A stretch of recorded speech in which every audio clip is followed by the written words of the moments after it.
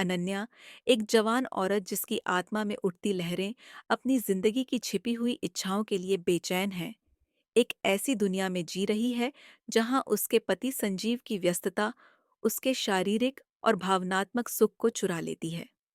रातों की अंधेरी गहराई में जब सब कुछ शांत होता है, अनन्या के दिल में एक नई ख्वाहिश जागती है। एक ऐसी ख्वाहिश जो उसे आदित्य, एक जवान हंसमुख लड़के के पास ले जाती है। तो चलिए, बिना देरी किए कहानी पे आते हैं अनन्या की जिंदगी की। सुबह हमेशा से ही तेजी से उजाली होती थी, लेकिन उसके दिल का अंधेरा कभी नहीं छंटता था। उसकी शादी संजीव से हुई थी, एक ऐसा व्यक्ति जो अपने व्यवसाय में बहुत सफल था, लेकिन घर के अंदर उनके बीच की दूरियां बढ़ती जा रही थीं।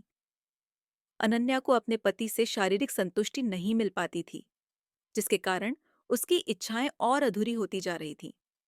एक दिन की बात है, जब संजीव देर रात ऑफिस से लौटा, उसके चेहरे पर थकान और तनाव साफ दिख रहा था। अनन्या ने उसका इंतजार किया था, एक छोटी सी आशा के साथ कि शायद आज वे एक दूसरे के करीब आ सके।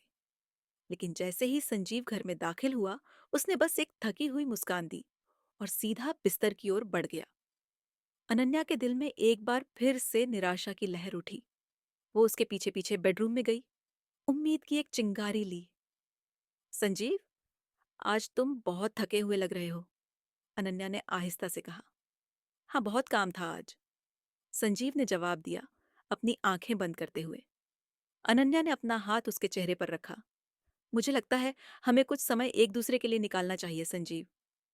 संजीव ने उसका हाथ हटाते हुए कहा। अभी नहीं, अनन्या, मुझे सोने दे। उसकी आवाज में थकान के साथ साथ एक अजीब सी उदासीनता थी। अनन्या का दिल भारी हो गया। वो चुपचाप उसके बगल में लेट गई, लेकिन उस रात नींद उससे कोसों दूर थी। उसके मन में एक ही सवाल बार बार चल रहा था, क्या उसकी इच्छाएं हमेशा ही अधूरी रहेंगी? अगले कुछ दिनों में अनन्या के मन में एक अजीब सी खालीपन बढ़ती गई। संजीव का दिनचर्या में लौटना, उसकी उपेक्षा उसे और भी बेचैन कर रही थी। एक रात जब संजीव फिर से देर से घर लौटा, अनन्या ने निर्णय किया कि आज वो अपनी बात कहेगी। रात का खाना खत्म होने के बाद अनन्या ने संजीव को बात करने के लिए बैठाया। संजीव, हमें बात करनी चाहिए, उसने शुरू किया। क्या बात? संजीव ने थोड़ा अनमने से पूछा। हमारे रिश्ते की बात। मैं मैं संतुष्ट नहीं हूं संजीव, शारीरिक रूप से नहीं।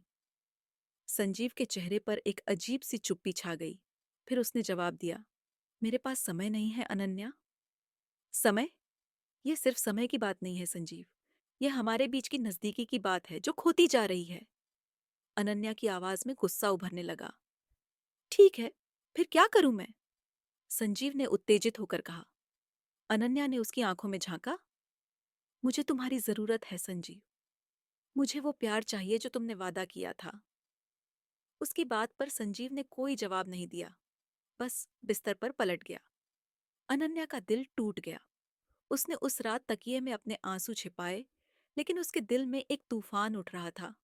उसे पता था कि यह लड़ाई अब भी खत्म नहीं हुई है, शायद शुरू ही हुई है। सर्दी का मौसम भी है और मेरी जवानी भी, लेकिन इस आदमी को मेरी जवानी देखकर जोश ही नहीं आता। लगता है अब शादी के बाद भी खुद को सेल्फ सेटिस्फाइड करना पड़ेगा। वह खुद से बुदबुदाई। उसकी उंगलियां मोबाइल पर भटकने लगी। न जाने क्यों उस रात उसने एक अनजान रास्ते की ओर कदम बढ़ाने की सोची। अनन्या की जिंदगी में एक नया अध्याय शुरू होने वाला था, जिसका वो अंदाजा भी नहीं लगा सकती थी। एक दिन वो कपड़ों की खरीदारी के लिए बाजार गई। उसका दिल हमेशा की तरह उदास था, लेकिन उसने खुद को समझाया कि नए कपड़े शायद कुछ राहत दें। एक कपड़े की दुकान में, जहां रंगों की बहार थी, उसकी नजर एक जवान लड़के पर पड़ी, जो दुकान के मालिक की तरह मदद कर रहा था। उसका नाम आदित्य था। आदित्य के हंसमुख चेहरे और मिलनसार स्वभाव ने अनन्या को तुरंत प्रभावित किया। आप किस तरह का कपड़ा चाहती हैं? आदित्य ने पूछा। उसकी आवाज में एक ऐसी गर्माहट थी जो अनन्या को लंबे समय से नहीं मिली थी। मुझे नहीं पता, ऐसा कुछ जो मेरे मन को शांत कर दे, अनन्या ने उदासी से कहा। आदित्य ने उसे कुछ पारंपरिक और आधुनिक रंगों के संयोजन वाले कपड़े दिखाए। उनकी बातचीत इतनी सहज और सहज थी कि अनन्या को लगा जैसे वो सालों से उसे जानती है। उन्होंने कपड़ों के बारे में बात की, फिर धीरे धीरे व्यक्तिगत जीवन की बातें। अनन्या ने उस दिन एक सुंदर नीले रंग का साड़ी खरीदी, लेकिन सबसे महत्वपूर्ण बात यह थी कि उसने आदित्य के साथ एक नई दोस्ती की शुरुआत की थी। उनके मिलने का सिलसिला जारी रहा। कभी कभी अनन्या जानबूझकर उसी दुकान में जाती, तो कभी कभी आदित्य कोई बहाना बनाकर उससे मिलने आ जाता। उनकी दोस्ती धीरे धीरे मजबूत होती गई। एक दिन जब वे एक पार्क में बैठे थे, अनन्या ने आदित्य को अपने जीवन के बारे में बताया। मेरी शादी हो चुकी है, लेकिन मैं संतुष्ट नहीं हूं, उसने एक गहरी सांस लेकर कहा। आदित्य ने ध्यान से सुना।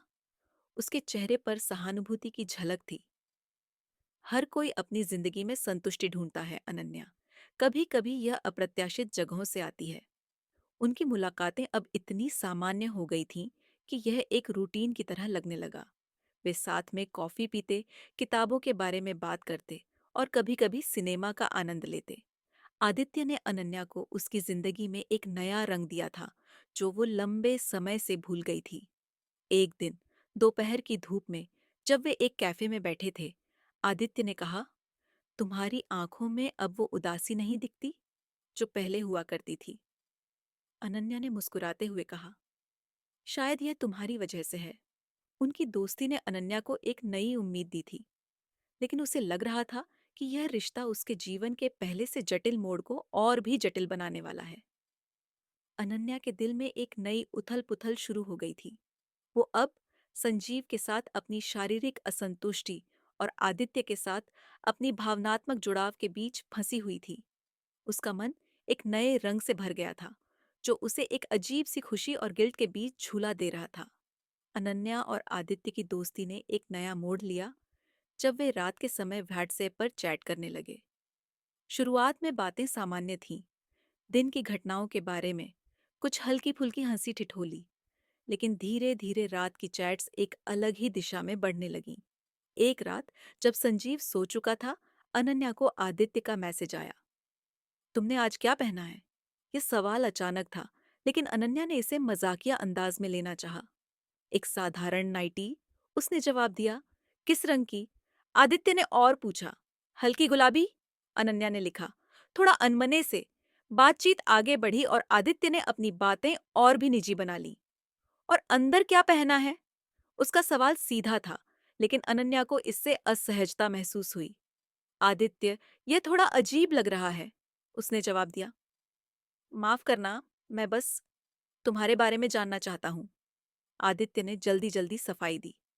हालांकि उस रात के बाद चैटिंग का स्वर बदल गया। अनन्या ने महसूस किया कि उसकी असहजता कम हो रही है। शायद यह उसकी जिंदगी में कमी का ही असर था, जो उसे इस नए उत्तेजना की तरफ खींच रहा था। एक दूसरी रात आदित्य ने फिर से शुरुआत की। तुम्हारी नाइटी कितनी खूबसूरत लगेगी अगर तुम उसे उतार दो। अनन्या का दिल तेजी से धड़कने लगा। शुरुआत में उसके मन में विरोध की आवाज उठी, लेकिन उसने अपनी भावनाओं को समझने की कोशिश की। वह सोचने लगी कि क्या यह वो रोमांच है जो उसे चाहिए था? क्या यह उसकी इच्छा का एक नया रूप है? क्या तुम वाकई यह चाहते हो? अनन्या ने पूछा। हाँ, मैं तुम्हें देखना चाहता हूँ अनन्या। तुम्हारी सुंदरता को महसूस करना चाहता हूँ, आदित्य ने जवाब दिया। अनन्या ने धीरे धीरे अपनी नाइटी के बटन खोले, अपनी हृदय की धड़कनों को सुनते हुए। उसने आदित्य को बताया, मैंने उतार दी है।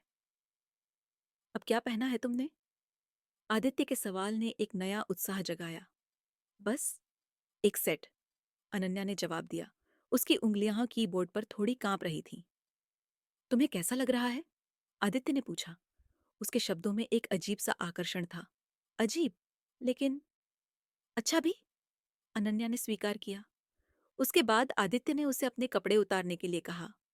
अनन्या को इस विचार से झिझक हुई, लेकिन एक अजीब सी बेचैनी ने उसे रोका।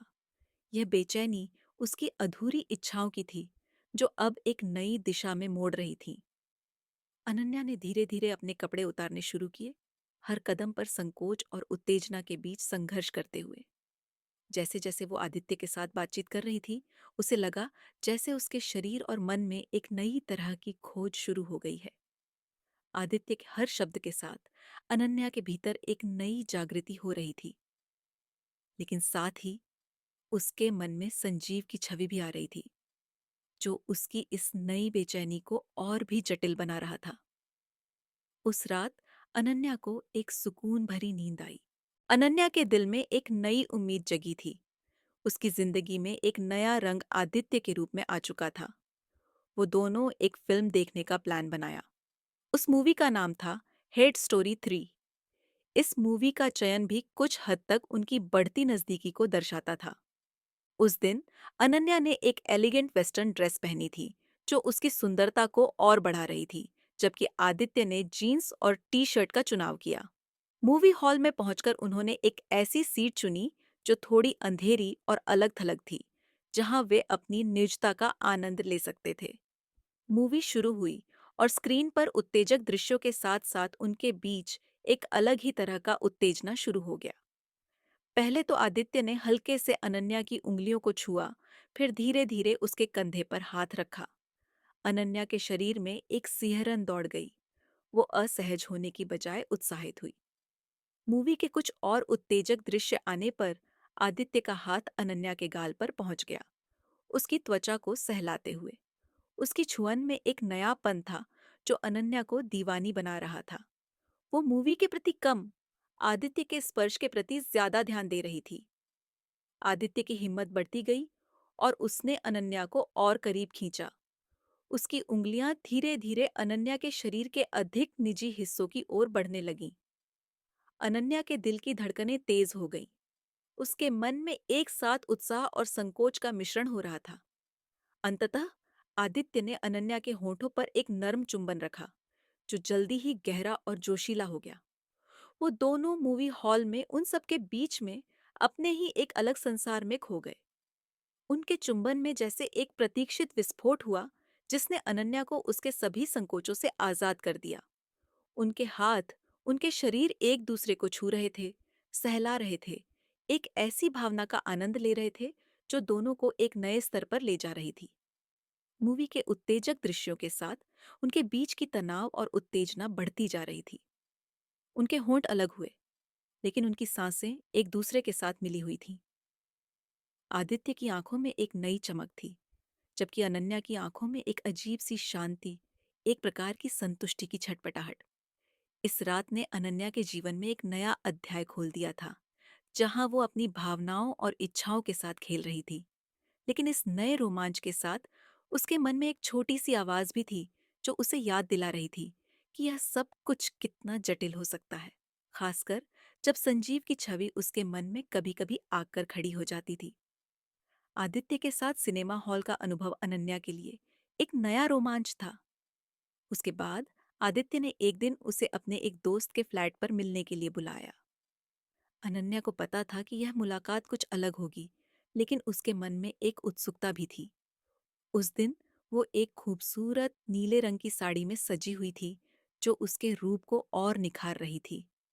फ्लैट में पहुंचकर अनन्या ने देखा कि वहां केवल आदित्य ही मौजूद है। फ्लैट साफ सुथरा था और एक छोटी सी बातचीत के बाद आदित्य ने उसे करीब आने का इशारा किया। उनकी बातचीत शुरू हुई, लेकिन यह जल्दी ही ठहर गई जब आदित्य ने अपनी उंगलियों को अनन्या के हाथों से लेकर उसके कंधे तक घुमाया। अनन्या का हृदय तेजी से धड़कने लगा और उसके शरीर में एक नई सिहरन दौड़ गई जैसे ही आदित्य ने उसके गालों पर हल्के से चुंबन किया। उनके होंठ मिले, धीरे धीरे, फिर गहराई से। उनकी सांसें एक दूसरे में मिल गईं और अनन्या की आजादी की खोज और भी तीव्र हो गई। आदित्य ने अनन्या के कपड़ों को उतारना शुरू किया। सबसे पहले उसने धीरे से साड़ी का पल्लू हटाया, जो अनन्या के कंधे से फिसलते हुए उसके शरीर को सहलाता हुआ नीचे आया।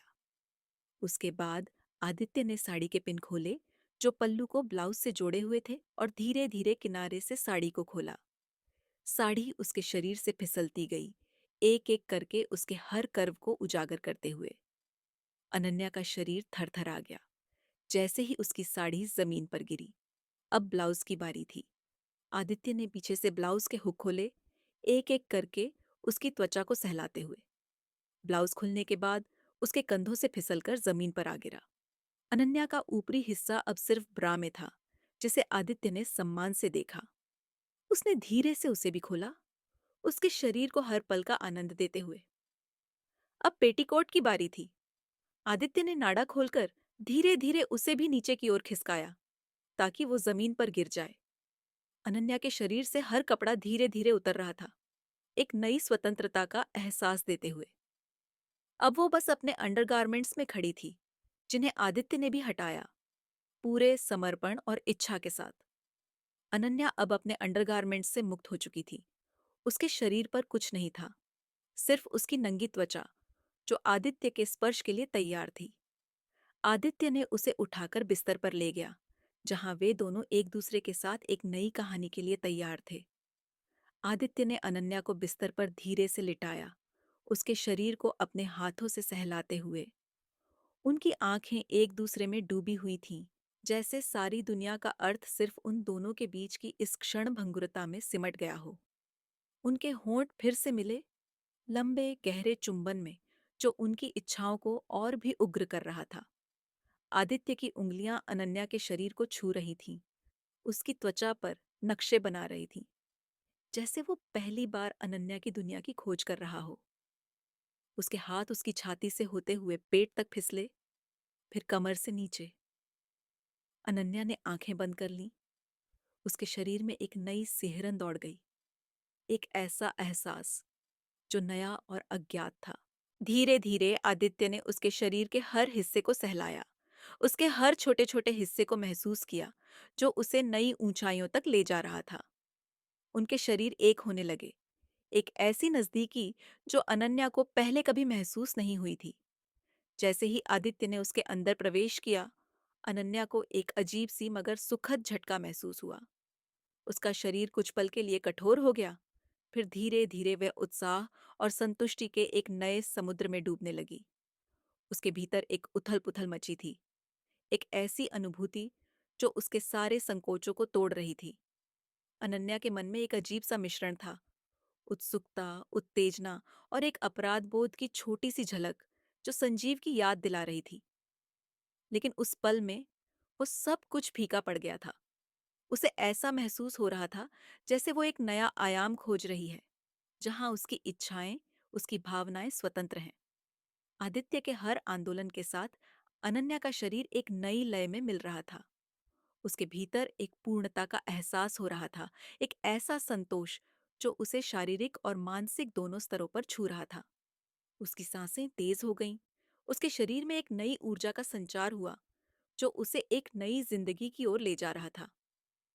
जैसे जैसे वे एक दूसरे के साथ संगम करते गए, अनन्या को लगा जैसे वो एक नए जीवन की ओर बढ़ रही है, जहां उसकी इच्छाएं अधूरी नहीं रहेंगी। उस पल में उसने अपने आप को पूरी तरह से आदित्य के साथ समर्पित किया, अपनी हर सांस, हर धड़कन के साथ। उस दिन अनन्या ने एक नई संतुष्टि का एहसास किया, जो उसके जीवन को नए अर्थ से भर देती थी। लेकिन इस संतुष्टि के साथ उसके मन में एक तूफान भी उठ रहा था। संजीव के साथ उसका रिश्ता, जो पहले ही दरारें ले रहा था, अब और भी जटिल हो गया था। लेकिन उसके मन में एक छोटी सी आवाज अभी भी संजीव की याद दिला रही थी, उसके जीवन की जटिलता और उसके दिल की टूटन को, जो इस नए प्रेम के साथ एक नया रूप ले रहा था। अनन्या के मन में एक संघर्ष चल रहा था, अपनी जरूरतों और वफादारी के बीच। आदित्य के साथ उसका संबंध उसे एक नई रोशनी दिखा रहा था, लेकिन उसे पता था कि यह रास्ता अंधेरा भी ला सकता है। उसने फैसला किया कि वो अपने जीवन की अधूरी इच्छाओं को स्वीकारेगी, लेकिन साथ ही अपने कर्तव्यों को भी नहीं भूलेगी। अनन्या ने आदित्य से कहा कि वो उसके साथ कुछ समय बिताना चाहती है, लेकिन इसके लिए संजीव के साथ अपने रिश्ते की सच्चाई को सामने लाना जरूरी है। अनन्या ने संजीव से बात की, उसके सामने अपनी भावनाओं को रखा। उनका संबंध, जो पहले ही टूट रहा था, उसके टुकड़े अब स्पष्ट रूप से दिख रहे थे। संजीव ने उसकी बातें सुनी, उनका दर्द महसूस किया और हालांकि दर्द भरा, लेकिन एक सच्चाई का सामना किया। अनन्या ने अपनी नई जिंदगी की शुरुआत की, जहां उसने अपनी इच्छाओं को मान्यता दी, लेकिन साथ ही उसने सीखा कि संतुष्टि केवल शारीरिक नहीं, भावनात्मक और आध्यात्मिक स्तरों पर भी आती है। आदित्य के साथ उसका संबंध नया था, लेकिन उसने जीवन की नई चुनौतियों के लिए खुद को तैयार किया। अगर आपने अनन्या की अधूरी इच्छाएं की कहानी, हमें जरूर बताएं कि आपको यह कैसी लगी। क्या यह कहानी आपके दिल की धड़कनों को तेज करने में कामयाब रही? क्या आपने अनन्या की भावनाओं और उसकी खोज को अपने मन में महसूस किया?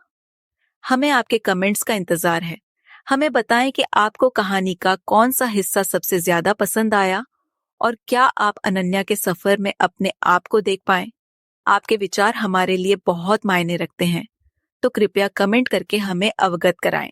अगर आपको हमारी कहानियां पसंद आती हैं, तो प्लीज इस वीडियो को लाइक करें और हमारे YouTube चैनल को सब्सक्राइब करके जुड़े रहें। हम हर हफ्ते ऐसी ही रोमांचक और उत्तेजक कहानियां लेकर आते हैं जो आपको बांधे रखेंगी। लाइक करें, सब्सक्राइब करें और बेल आइकन को दबाकर नोटिफिकेशन को चालू करें ताकि आप हमारी किसी भी नई कहानी को न चूकें।